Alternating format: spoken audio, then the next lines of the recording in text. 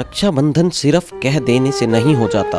असली रक्षाबंधन वो है जो आपके अपनों को हौसला दे, आपके प्यारों की सचमुच रक्षा करे, बीमारियों से, दुखों से, अकाल मौत से। हर साल इसी रिश्ते की एक नई गांठ बांधी जाती है, पर क्या सचमुच भाई की रक्षा हो पाती है? क्या बहन की रक्षा भाई कर पाता है? क्या भाई बहन का प्यार बना रह जाता है? अगर ऐसा होता तो कभी कोई भाई मरता ही ना ही किसी भाई की बहन का बलात्कार होता। हिंदू समाज हर साल रक्षाबंधन मनाता है।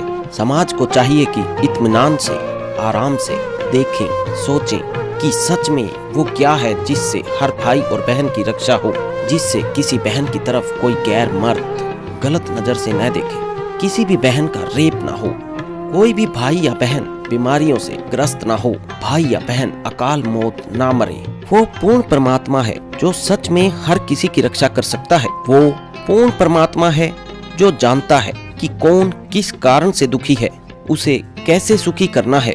वो पूर्ण परमात्मा है जो हमेशा सबको सुख, धन और तमाम खुशियां दे सकता है, लेकिन किसी से लड़ता नहीं, किसी पर एहसान नहीं जताता। भारत में हर वर्ष रक्षाबंधन के दिन लाखों भाई किसी न किसी कारण अपनी जान गंवा बैठते हैं। राखी बंधवाने के बावजूद हजारों भाई अपनी बहन की रक्षा करने में विफल रहते हैं, लेकिन सही मंत्र की शक्ति और रक्षा सूत्र की शक्ति देकर संत रामपाल जी महाराज ने लाखों भाई बहनों को आध्यात्मिक ज्ञान के जरिए सुरक्षित और सुखी करके एक अनोखी मिसाल पेश की है। अगर आप भी सुरक्षित और सुखी जीवन जीना चाहते हैं और अकाल मौत से बचना चाहते हैं, तो आज से ही संत रामपाल जी के मंगलमय प्रवचन सुनना शुरू कीजिए। ये जो हमारी रीति रिवाज हैं ये भी बाधक हैं। परमेश्वर ने कहा है कि मन कर धीर बांध ले रे बौरे और छोड़ दे न पछलों की रीत। अब जैसे कल या आज जैसे भी राखी का त्योहार था, रक्षाबंधन का त्योहार था, इस रक्षाबंधन की क्या आवश्यकता है, क्यों इसको हम मना रहे हैं? ये काल के चलाए हुए अपने इस टाइम पास करने की खातिर, टाइम वेस्ट करने के लिए और हमें पीड़ित रखने के लिए एक ये रीति बना रखी है। अपन आत्मा इस ज्ञान से परिचित होने के बाद हमारी आंखें खुल जाती हैं और जो समझदार बच्चे हैं वो इस बात को स्वीकार कर लेते हैं कि संत जो कहते हैं परमेश्वर का आदेश होता है, तो फिर वो स्वीकार कर लेते हैं, फिर वो समाज की नहीं मानते।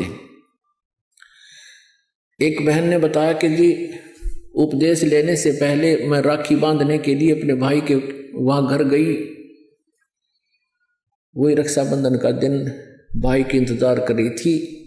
दुर्घटना के अंदर भाई की मृत्यु होगी, उसका शव आया, टक्कर मार मार कर रो रही थी।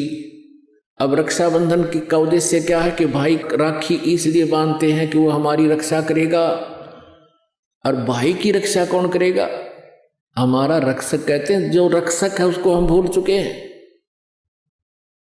हम सब का रक्षक कबीर साहब है। कबीर परमेश्वर पूर्ण ब्रह्म परम अक्षर ब्रह्म।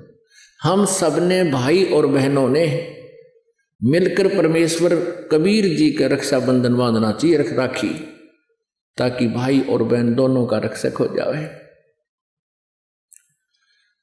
कबीर साहब को रक्षाबंधन कैसे बंधेगा? हम उसकी शरण में आ जाएंगे और जो जाकी शरणा बसे ताको ताकी लाज, जल सो ही मछली चढ़ जा बह जाते गजराज।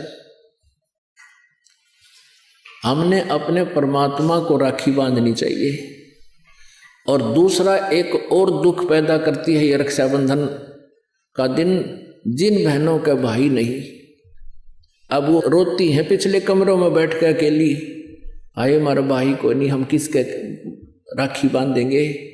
कोई चाचा के, कोई ताऊ के, कोई मामा के भाइयों की मुंह की तरफ ताकेंगे हैं, और फिर वो न सोचेंगे या पैसे लेने की मारी यहाँ आ जाती है, चाहे ना कहें पर अंदर में जरूर अवश्य होगा, ऐसा होगा। और हमने ऐसा ना करना है। हमने अपने ऊपर कर्जा नहीं चढ़ाना किसी का। तो इसलिए हमने रक्षाबंधन का त्योहार कैसे मनाना है? परमात्मा का नाम ले लेना है। और फिर ये 10वें दिन यहाँ त्योहार होता है, सत्संग होता है, इसमें आकर के हमने इस परमात्मा के ज्ञान को सुनना है। तो ये इस तरह के जो रीति रिवाजें हैं ये हमें पीड़ित करने के लिए है, हमारे को एक दूसरे से दूर करने वाली है। अब रिवाजें बन गई हैं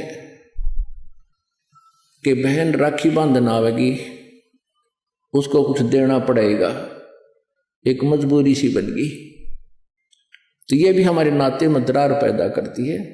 तो पुण्यात्माओं, जिन्होंने परमात्मा पाना है तो परमेश्वर के विधान को अपनाना ही पड़ेगा।